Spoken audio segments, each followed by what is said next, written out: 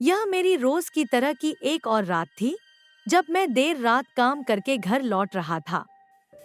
Chicago की सड़कों पर हमेशा हलचल रहती है, चाहे रात कितनी भी गहरी क्यों न हो। मेरी अपार्टमेंट बस कुछ ही ब्लॉक्स दूर था और मैं यह रास्ता कई बार चल चुका था। लेकिन आज की रात कुछ अजीब थी, जैसे हवा में कुछ अनकहा डर बसा हो। रात ठंडी थी, सड़क की लाइटें मंद पड़ रही थी, कम गाड़ियां थी और दूर से ट्रेन की हल्की आवाज आ रही थी। मैं अपने फोन पर नजर दौड़ा रहा था, वही रोजमर्रा के नोटिफिकेशंस, दोस्त का मैसेज, एक बिल की रिमाइंडर। जब मैं अपने बिल्डिंग के पास पहुंचा, मैंने अपने पड़ोसी टॉम को देखा।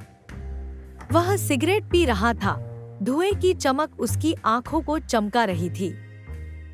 देर से काम फिर? उसने पूछा। हाँ, काम बहुत ज्यादा हो गया है, मैंने जवाब दिया और दरवाजे की तरफ बढ़ा।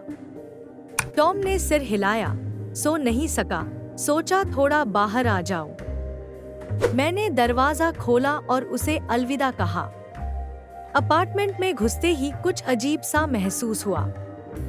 मेरी लिविंग रूम की लाइट जल रही थी और सबसे अजीब बात यह थी कि मेरा दरवाजा थोड़ा खुला हुआ था।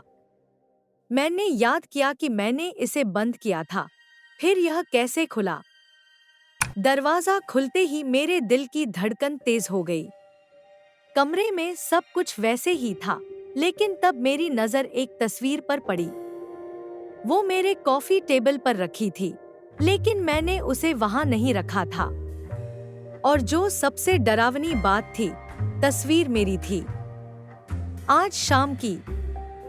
जिस रास्ते से मैं ऑफिस से आया था, वहीं की तस्वीर थी। मेरा दिमाग एकदम घूमने लगा। कौन मेरी तस्वीर खींच रहा था? और उसने इसे मेरे अपार्टमेंट में कैसे छोड़ा? मैंने तुरंत खिड़कियां चेक की, सब लॉक थी। दरवाजे पर भी ताला लगा था। फिर यह सब कैसे हुआ? तभी मेरे फोन में टॉम का मैसेज आया, तुम ठीक हो? तुम कुछ परेशान लग रहे थे। क्या यह संयोग था कि जब भी कुछ अजीब होता है, टॉम आसपास ही होता है? वो हमेशा सही समय पर क्यों आता है? और क्या उसे मेरी जानकारी पहले से थी? रात बीतने के साथ डर बढ़ता गया। मेरी सोच बार बार उस फोटो और खुले दरवाजे पर लौट रही थी, जैसे किसी ने मुझे जानबूझकर यह दिखाने की कोशिश की थी कि वो मेरी हर हरकत देख रहा है।